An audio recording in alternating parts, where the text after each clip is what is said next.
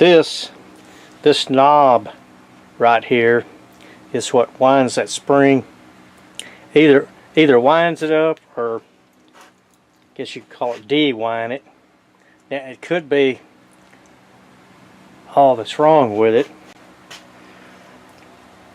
Okay, now I'm going to show you how to wind the spring in case it's not broke and just come loose. Just get you a screwdriver and stick in there.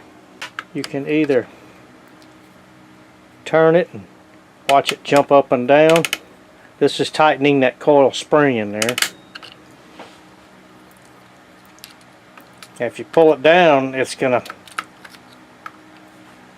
release the tension on the spring. If you pull down on it, it's going to release the tension on that spring, so you don't want to pull down on it. And I'm going to show you. Okay, see, like right now, oops, well, I just did it. I just released the tension on it. Now there's no tension on the coil spring, so now you have to wind it up.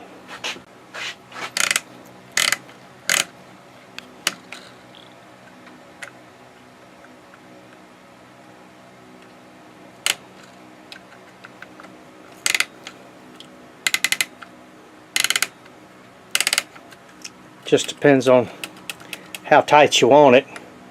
It should be tight enough to pull the carriage over every time you type a letter or number.